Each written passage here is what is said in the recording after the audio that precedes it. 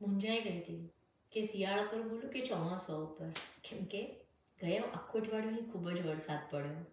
આજથી ફરી ઠંડક.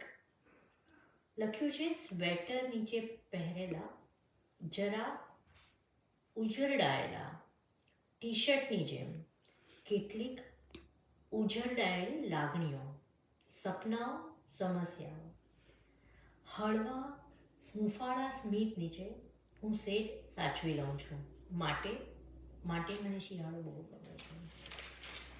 પછી લખ્યું છે એક નાનકડું કાવ્ય. બે હાથ મસળતા થોડોક ગરમાવો શરૂ થયો. ફૂલ ગુલાબી ઠંડી આવી અને પછી શિયાળો શરૂ થયો. ફ્રીજના માટલા પાસે ગોઠવ્યા.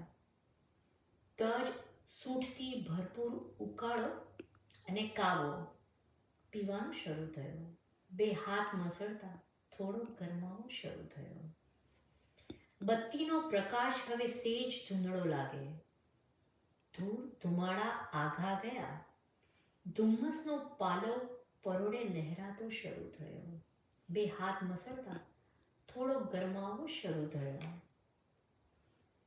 શેકાતો બફાતો સૂરજ હવે સેજ ઠંડો થયો. ગોઠવેલા તાપણાનો તાપ હુંફાળો થયો. બે હાથ મસળતા થોડો ગરમાવો શરૂ થયો.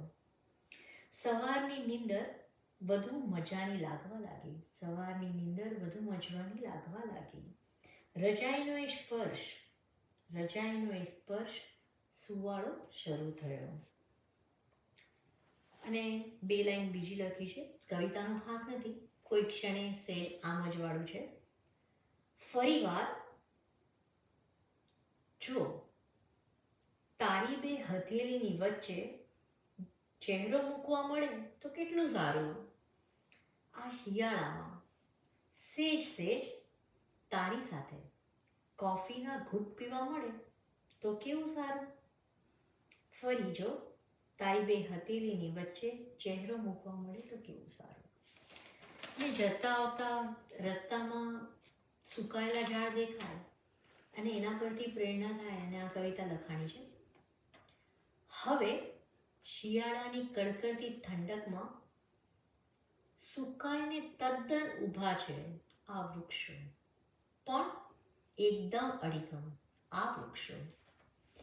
દર વર્ષે આ જ વૃક્ષો અને હું જ એ. હું જોઉં દરેક ઋતુમાં, દરેક સ્વરૂપમાં આ વૃક્ષોને. ફૂલોનું આવવું, પછી પાનનું આવવું, અને પછી પાનખરમાં દરેક વૃક્ષોના પાનનું રંગ બદલવું.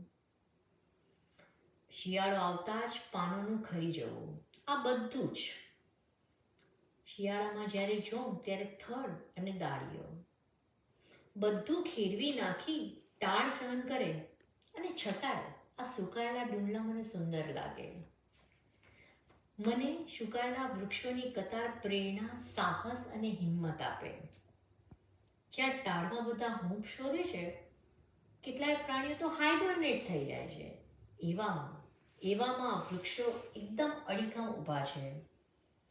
શું વચ્ચે આવી જતા વરસાદ એમને હૂંફાળા દિવસો આપતા હશે? હું શીખી રહી છું અડીખમ પોતાની સાથે ઊભા રહેવાનું. આપણી આસપાસ આવતા બધા જ બદલાવને સહજ અને સહૃદય સ્વીકારવાનું. આપણે આપણને ગમતા રહેવાનું. જમાનો તો સેજ સ્વાર્થી છે, ઘણું બધું માંગ્યા કરે. આપણે આપણામાં જ, સ્વમાં જ આ જીવન પૂર્ણ રહેવાનું. હવે શિયાળાની કડકડતી ઠંડીમાં સુકાયેલા તદ્દન પણ ઊભા છે ને આ વૃક્ષો, તદ્દન અડીખમ